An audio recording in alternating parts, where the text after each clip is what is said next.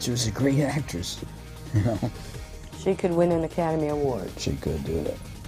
Right now on News 8 at 6, six-figure scam. How police say a local woman conned an elderly man out of more than $100,000. Then a new look, the change to your car that could save the state of Iowa $500,000 a year. Live from WQAD, News 8 at 6 starts now. Good evening, I'm Jim Mertens. And I'm Denise Hanitka. Thank you for joining us tonight.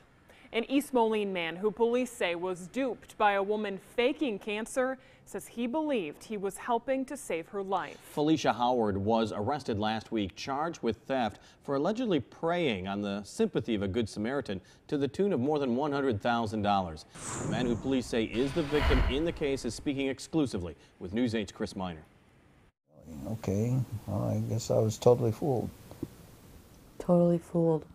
And all you were doing was being kind. Allegedly fooled, police say, out of more than $130,000 by this woman, Felicia Howard of Rock Island. Oh, she came to our church and she said that she was getting a divorce. This man, who doesn't want to be identified, met Howard through his church, which often help people in need. After receiving financial help from the church while going through a divorce, which police say wasn't real, Howard allegedly upped the ante. She told you she had cancer? Yeah. Having run up the limit of what the church would allow, the Good Samaritan, a retired Deere employee, started helping Howard with his own money. She supposedly made trips to Mayo, to Chicago, to St. Louis, to Iowa City for various procedures. So she said she needed these treatments to save her life? Right. The 78-year-old man who suffers from Parkinson's says he knew Howard had no health insurance and was going through a hard time. She said she was getting help from Gilda's Club on a high percentage of the cost of the drugs. She told you that? Yeah. Gilda's Club tonight says it's never heard of Felicia Howard, who this man says at one point wore a wig. He thought her hair was falling out from treatments and continued to give her money. You know, I was trying to help. She was a great actress, you know. She could win an Academy Award. She could do that. In East Moline, Chris Miner, WQAD News 8. Howard is charged with theft by deception and is in the Rock Island County Jail right now. She's scheduled for a hearing next Tuesday. A Rock Island teen is facing an attempted murder charge for the shooting of a 17-year-old Davenport girl. Davenport police say the victim was found lying on the street Monday night near Clark Street and Central Park Avenue. She remains in critical condition tonight. Davenport police say the 15-year-old suspect is from Rock Island. Police are continuing to investigate what led up to that shooting. A pharmacist technician is now behind bars after police say she was stealing prescription pills to sell. 34-year-old Lindy Wagner is facing charges after police say she stole Adderall from a Walgreens in Galesburg where she worked. Police say she had been stealing pills from the pharmacy from the beginning of December until now. Auditors have found nearly $40,000 improperly handled after investigating the Clinton High School band boosters. An overdraft of the group's checking account last May actually sparked those concerns. According to the report, $18,000 was withdrawn as cash and $10,000 was written as checks to the boosters' treasurer, Amanda Johns, or her husband.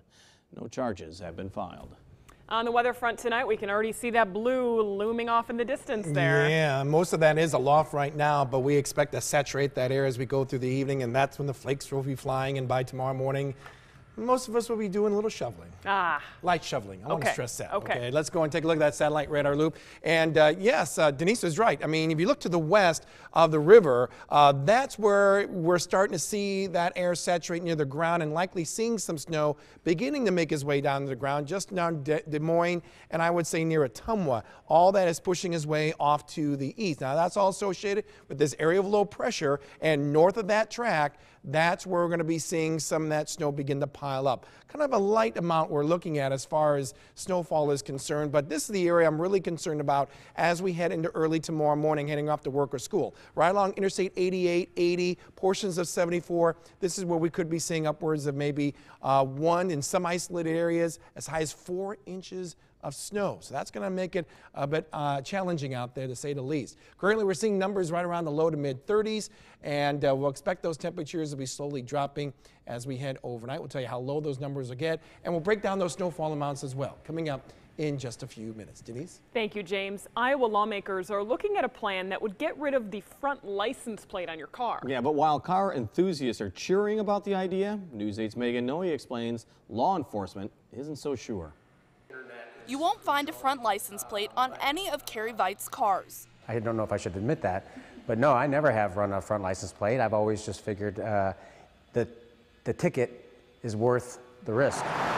As the owner of Veit's Vets and Collector Cars, he says it's about more than just appearances. I hate the idea of putting holes in the front of my car, and then as a dealer, you know, I always think about the resale aspect of the car. Cars that could be sold to one of 19 states where front license plates aren't required. This one has literally been drilled in, which is not good. It promotes rust whenever you're drilling into chrome. Veit supports a bill in the Iowa House that would only require rear license plates, a plan that could save the state $500,000 each year.